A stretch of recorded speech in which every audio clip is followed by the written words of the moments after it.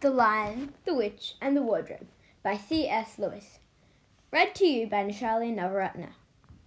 Chapter 13. Deep Magic from the Dawn of Time. Now we must get back to Edmund.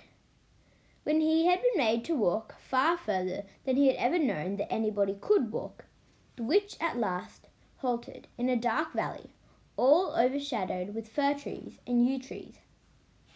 Edmund simply sank down and lay on his face, doing nothing at all, and not even caring what was going to happen next, provided they would let him lie still.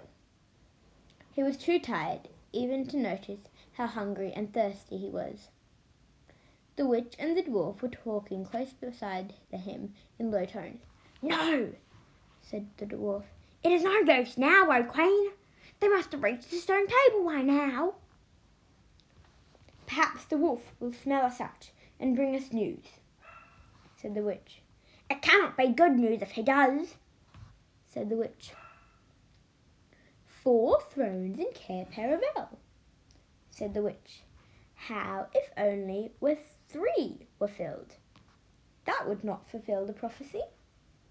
"What difference would it make now that he is here?" said the dwarf. He did not even dare, even now, to mention the name of Aslan to his mistress. "He may not stay long, and then we would fall upon the 3 at Cair." "Yet it might be better," said the dwarf, "to keep this one," here he kicked Edmund, "for bargaining with." "Yes, and have him rescued," said the witch scornfully. "Then," said the dwarf, "we had better do what we have to do at once." "I would like to have it done on the stone table itself," said the witch. "That is the proper place. That is where it has always been done before." "It will now be a long time before the stone table can be again put to its proper use," said the dwarf. "True," said the witch, and then, "Well, I will begin." At that moment, with a rush and a snarl, a wolf rushed up to them. "I have seen him. They are all at the stone table with him. They have killed my captain Morgrim. I was hidden in the thickets and saw it all. One of the sons of Adam killed him. Fly, fly!" "No," said the witch. "There need be no flying. Go quickly, summon all our people to meet me here as speedily as they can. Call out the giants and the werewolves and the spirits of those trees who are on our side. Call the ghouls and the bogles, the ogres and the minotaurs. Call the cruels, the hags, the spectres, and the people of the toadstools. We will fight." "What? Have I not still my wand? Will not their ranks turn into stone even as they come on? Be off quickly. I have a little thing to finish here while you are away." The great brute bowed its head, turned and galloped away. "Now," she said, "we have no table. Let me see. We had better put it against the trunk of a tree. Edmund found himself being roughly forced to his feet. Then the dwarf set him with his back against a tree and bound him fast. He saw the witch take off her outer mantle. Her arms were bare underneath it and terribly white. Because they were so very white, he could see them, but he could not see much else. It was so dark in this valley, under the dark trees. "Prepare the victim," said the witch, and the dwarf undid Edmund's collar and folded back his shirt at the neck. Then he took Edmund's hair and pulled his head back so hard that he had to raise his chin. After that, Edmund heard a strange noise. Whiz, whiz, whiz. For a moment he couldn't think what it was. Then he realized it was the sound of a knife being sharpened. At that very moment he heard loud shouts from every direction, a drumming of hoofs and a beating of wings, a scream from the witch, confusion all round him. And then he found he was being untied. Strong arms were round him, and he heard big, kind voices saying things like, "Lie him down, give him some wine, drink this, steady now, you'll be all right in a minute." Then he heard the voices of people who were not talking to him, but to one another, and they were saying things like, "Who's got the witch? I thought you had her. I didn't see her after I knocked the knife out of her hand. I was after the dwarf. Do you mean to say she's escaped? A chap can't mind everything at once. What's that? Oh, sorry, it's only an old stump." But just at this point, Edmund went off in a dead faint. Presently, the centaurs and unicorns and deer and birds, they were of course the rescue party which Aslan had sent in the last chapter, all set off to go back to the stone table, carrying Edmund with them. But if they could have seen what happened in the valley after they had gone, I think they might have been surprised. It was perfectly still, and presently the moon grew bright. If you had been there, you would have seen the moon shining on an old tree stump and on a fair-sized boulder. But if you had gone on looking, you would gradually have begun to think that there was something odd about both the stump and the boulder. And next you would have thought that the stump did look really remarkably like a little fat man crouching on the ground. And if you had watched long enough, you would have seen the stump walk across to the boulder and the boulder sit up and begin talking to the stump. For in reality, the stump and the boulder were simply the witch and the dwarf. For it was part of her magic that she could make things look what they aren't. And she had the presence of mind to do so at the very minute when the knife was knocked out of her hand. She'd kept hold of her wand, so it had been kept safe too. When the other children woke up the next morning, they had been sleeping on piles of cushions in the pavilion. The first thing they heard from Mrs. Beaver was that their brother had been rescued and brought into camp late last night, and was at that moment with Aslan. As soon as they had breakfasted, they all went out, and there they saw Aslan and Edmund walking in the dewy grass, apart from the rest of the court.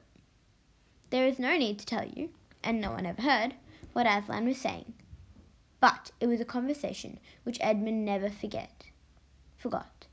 As the others drew nearer, Aslan turned to meet them, bringing Edmund with him. "Here is your brother," he said, "and there is no need to talk to him about what is past." Edmund shook hands with each of the others and said to each of them in turn, "I'm sorry." And everyone said, "That's all right." And then everyone wanted very hard to say something which would make it quite clear that they were all friends with him again. Something ordinary and natural, and of course no one could think of anything in the world to say. But before they had time to feel really awkward, one of the leopards approached Aslan and said, "Sire, there is a message from the enemy who craves audience." "Let him approach," said Aslan. The leopard went away and soon returned leading the witch's dwarf. "What is your message, son of earth?"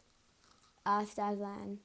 "The Queen of Narnia and Empress of the Lone Island desires a safe contact to come and speak with you," said the dwarf, "on a matter which is as much to your advantage as to hers."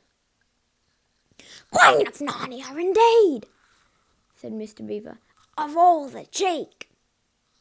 "Peace, Beaver," said Aslan. "All names will soon be restored to their proper owners. In the meantime, we will not dispute about them. Tell your mistress, son of earth, that I grant her safe conduct on condition that she leaves her wand behind her at the great oak." This was agreed to, and the two leopards went back with the dwarf to see what the conditions were properly carried out. "But supposing she turns the two leopards into stone?" whispered Lucy to Peter. I think the same idea had occurred to the leopards themselves. At any rate, as they walked off, their fur was all standing up on their backs, and their tails were bristling, like a cat's when it sees a strange dog. "It'll be all right," whispered Peter in reply. "He wouldn't send them if it weren't." A few moments later, the witch herself walked out onto the top of the hill and came straight across and stood before Aslan. The three children who had not seen her before felt shudders running down their backs at the sight of her face. and there were low growls among all the animals present. Though it was bright sunshine, everyone felt suddenly cold. The only two people present who seemed to be quite at their ease were Aslan and the witch herself. It was the oddest thing to see those faces. The golden face and the dead white face, so close together. Not that the witch looked Aslan exactly in the eyes. Mrs. Beaver particularly noticed this. "You have a traitor there, Aslan," said the witch. Of course, everyone present knew that she meant Edmund. But Edmund had got past thinking about himself after all he'd been through, and after the talk he'd had that morning. He just went on looking at Aslan. It didn't seem to matter what the witch said. "Well, his offence wasn't against you." "Have you forgotten the deep magic?" asked the witch. "Let us say that I have forgotten it," answered Aslan gravely. "Tell us of this deep magic." "Tell you!" said the witch, her voice growing suddenly shriller. "Tell you what's written on the very stone table which stands beside us? Tell you what is written in letters, deep as a spear, is long, on the 5 stones of the secret hill? Tell you what is engraved on the sceptre of the emperor beyond the sea? You at least know the magic which the emperor put into Narnia at the very beginning. You know that every traitor belongs to me as my lawful prey, and that for every treachery I have right to a kill." "Oh," said Mr. Beaver, "so that's how you came to imagine yourself a queen, because you were the emperor's hangman, I say." "Peace, Beaver," said Aslan with a very low growl. "And so," continued the witch, "that human creature is mine. His life is forfeit to me. His blood is my property." "Come and take it then," said the bull with the man's head in a great bellowing voice. "Fool," said the witch with a savage smile that was almost like a snarl. "Do you really think your master can rob me of my rights by mere force? He knows the deep magic better than that. He knows that unless I have blood, as the law says, all Narnia will be overturned and perish in fire and water." "It is very true," said Aslan. "I do not deny it." "Oh, Aslan," whispered Susan in the lion's ear, you won't, will you? Can't we do something about the deep magic? Isn't there something you can work against it?" "Work against the Emperor's magic?" said Aslan, turning to her with something like a frown on his face. And nobody ever made that suggestion to him again. Edmund was on the other side of Aslan, looking all the time at Aslan's face. He felt a choking feeling, and wondered if he ought to say something. But a moment later, he felt that he was not expected to do anything, except to wait and do what he was told. "Fall back, all of you," said Aslan, "and I will talk to the witch alone." They all obeyed, and it was a terrible time, this waiting and wondering, while the lion and the witch talked earnestly in low voices. Lucy said, "Oh, Edmund!" and began to cry. Peter stood with his back to the others, looking out at the distant sea. The beavers stood holding each other's paws with their heads bowed. The centaurs stamped uneasily with their hoofs.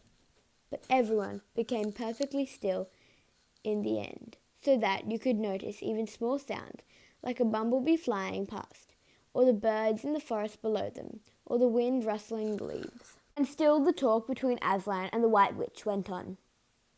At last they heard Aslan's voice. "You can all come back," he said. "I have settled the matter. She has renounced the claim on your brother's blood." And all over the hill there was a noise as if everyone had been holding their breath and had now begun breathing again. And then a murmur of talk. The witch was just turning away with a look of fierce joy in her head when she said, "But how do I know the promise will be kept?" "Ha!" roared Aslan, half rising from his throne. and his great mouth opening wider and wider, and the roar grew louder and louder, and the witch, after staring for a moment, with her lips widely apart, picked up her skirts and fairly ran for her life. This is the end of chapter 13. The link for chapter 14 will be in the description. Thank you for watching my video, and please subscribe to Read Fast for more amazing videos. Thank you!